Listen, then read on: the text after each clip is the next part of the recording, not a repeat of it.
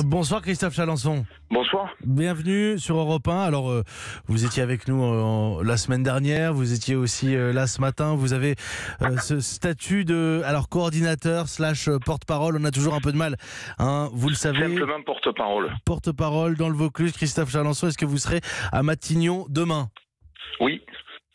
Oui, vous irez à la rencontre du Premier ministre. Oui, mais pour lui amener sa lettre de licenciement, donc.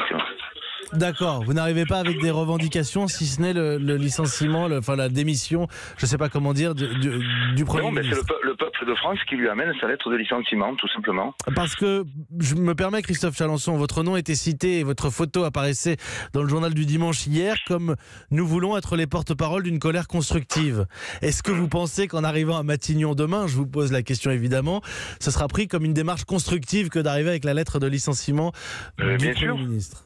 Bien sûr, puisqu'après nous mettons en place, une fois qu'il aura démissionné, nous demandons à ce qu'il y ait un gouvernement de transition, et à partir de là, nous allons pouvoir nous mettre au boulot, tout simplement.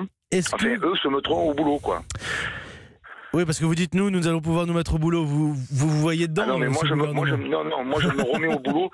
Je me remets au boulot, mais devant ma forge, parce que ça fait 5 semaines que je travaille pas. Je vais rappeler que dans le Vaucluse, vous êtes artisan forgeron. Christophe Chalençon, voilà. Est-ce que vous avez reçu des menaces? On sait que beaucoup de gilets jaunes ont dit nous ne voulons pas aller à Matignon, nous avons peur. Oui, bien sûr, tout le monde a reçu des menaces de mort. Mais elles viennent d'où ces menaces de mort, Christophe Chalençon? Sur les réseaux, parce que, non, mais après les menaces, je les comprends, parce que au départ, les revendications ça étaient un petit peu légères, et je comprends que les gens se soient énervés, voilà. Oui, enfin un peu légères. À l'époque, on parlait de la fiscalité sur les carburants, on avait estimé que c'était peut-être pas suffisant, qu'il y avait une question un peu plus large de fiscalité, de pouvoir d'achat. Là, vous dites, elles sont moins légères, nos revendications, on arrive avec la volonté d'émettre le Premier ministre. Eh bien sûr, quand vous voyez ce qui s'est passé samedi lors de la dernière manifestation, c'est une honte, tout simplement. Donc un gouvernement qui n'est pas capable de gérer ce type de situation et qui surtout laisse pourrir la situation doit être remercié, tout simplement. Et Christophe Chalençon, un dernier mot, ces menaces, elles ne vous font pas peur ? Et pourquoi elles me feraient peur?